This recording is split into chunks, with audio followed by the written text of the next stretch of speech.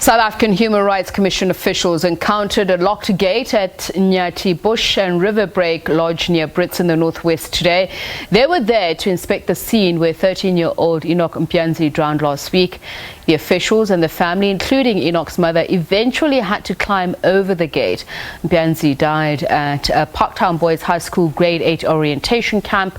We're joined now by reporter Nosipho Mncube, who was there. Nosipho, very sad, the visuals of Enoch Mpianzi's mother having to jump over that gate. What was her state of mind? I mean, she's been seen as very emotional following news of his death.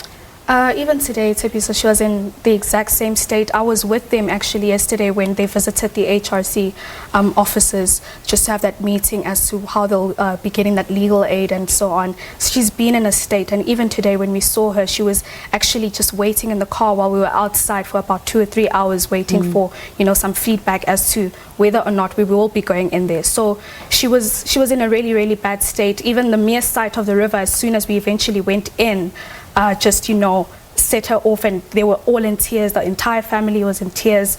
It was quite emotional. It's quite an emotional and long day for them, just walking to the different parts of the campsite where he was hiking, and eventually the riverside, some of the chalets that they were staying at. So yeah, it was quite an emotional day for everyone. And I believe from the gate to actually inside the lodge, that was a 2-kilometer walk. How does the SAHRC and the lodge management or ownership explain this miscommunication, as it was dubbed? I understand the SAHRC said they received confirmation that they are welcome. That didn't turn out to be the case. Yeah, HRC did tell us rather that they did receive confirmation yesterday. In fact, yesterday was just a courtesy for them to tell them that they will be coming there, and that they had a right to actually go there with the family and inspect the area and assess, as well as give the family some closure, because they hadn't been there since last week Friday. So there was that miscommunication or disagreement between themselves as well as the owner of the lodge, who wasn't there today, and that's why we eventually had to just climb over those gates, because they were locked the entire time. So we will just have to find out from SAHRC whether or not, you know, they will be taking this matter any further, because at some point there were talks of a warrant of arrest for that owner for the fact that he contravened their process in terms of going in there and, you know, having that smooth process and going into the lodge. Yes, because the SAHRC is saying that the barring of the officials and indeed the families against Section, I think, 16 of the Commissions Act? Yes, that's exactly what he said. So we will just have to wait and see from police as well whether they will still be issuing that warrant for the owner of the lodge. Right, so the Commission accusing the owners of the lodge not only of obstruction, but a rather sensational revelation coming out of Buang Jones, saying that this is not in fact the first death of a learner at the lodge, citing an incident 10 years ago. Did he give any more detail as to what exactly happened then?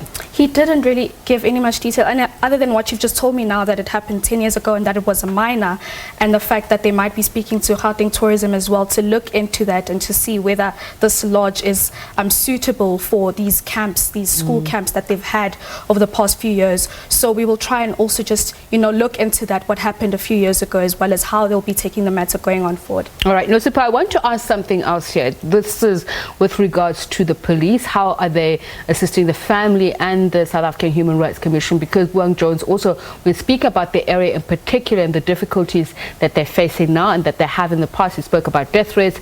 He spoke about just generally not only the intransigence of residents but the hostility.